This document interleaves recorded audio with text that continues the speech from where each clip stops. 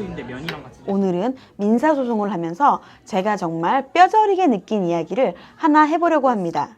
저도 처음에는 몰랐습니다. 민사를 직접 해보니까 생각보다 정말 힘들더라고요. 정신적으로도 힘들고 무엇보다 시간이 엄청 많이 들어갑니다. 그런데 답변서를 받고 나서 제가 하나 깨달은 게 있습니다. 답변서를 처음부터 끝까지 읽어보니까 솔직히 조금 놀랐습니다. 왜냐하면 거짓말이 정말 많았습니다. 민사를 해보니까 이게 거의 거짓말 대잔치라는 생각이 들 정도였습니다. 그런데 재미있는 게 하나 있었습니다. 제가 증거를 명확하게 제출해 놓은 부분은 답변서에 이렇게 써 있습니다. 인정합니다.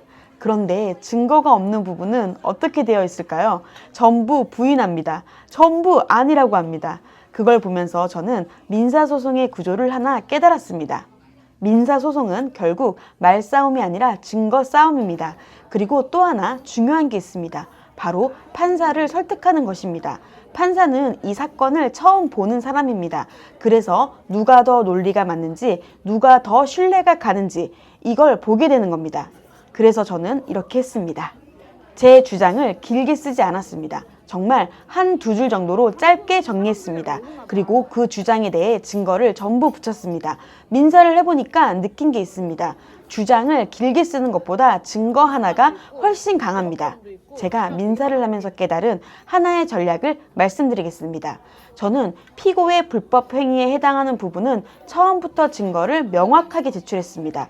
그래서 판사가 보기에도 이 행위는 실제로 있었구나, 이렇게 생각할 수 있도록 처음부터 구조를 만들었습니다. 그런데 그 외의 주장들은 조금 다르게 대응했습니다. 답변서를 보면 피고가 여러 가지 주장을 합니다. 그 중에는 사실이 아닌 주장들도 있습니다. 그래서 저는 피고 답변서에 대한 답변, 이 형식으로 하나씩 대응했습니다. 피고가 거짓 주장한 부분마다 증거를 붙였습니다. 그러니까 어떤 구조가 되냐면 피고는 증거가 없는 부분에서 부인을 하고 저는 부인한 주장에 대해 증거로 반박하는 구조가 됩니다. 그럼 판사가 사건을 보면서 어떤 인상을 받을까요? 판사는 이렇게 생각할 수 있습니다. 피고는 증거가 없으면 부인하는구나. 원고는 주장마다 증거가 붙어있네. 이런 인상이 만들어집니다. 민사소송에서는 이게 굉장히 중요합니다. 그래서 제가 느낀 결론은 이겁니다. 민사소송에서 가장 중요한 것은 주장이 아니라 증거입니다.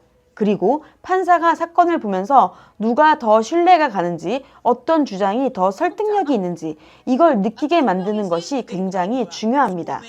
오늘 영상에서는 민사소송에서 답변서를 받았을 때 제가 실제로 했던 방법을 말씀드렸습니다. 정리하면 주장은 짧게, 증거는 명확하게, 그리고 답변서를 통해 상대방 주장에 대해 증거로 대응하는 것. 이게 제가 민사를 하면서 느낀 가장 중요한 부분이었습니다. 혹시 여러분 중에서도 민사소송을 경험하신 분이 계신가요? 여러분은 어떤 점이 가장 힘드셨나요? 댓글로 이야기해주세요. 다음 영상에서는 범죄 피해자들이 실제로 겪는 현실에 대해 이야기해보겠습니다. 구독과 알림 설정 부탁드려요. 저는 황도금이었습니다. 엄마 너 스테이크 먹으려고 이거 시킨 건데.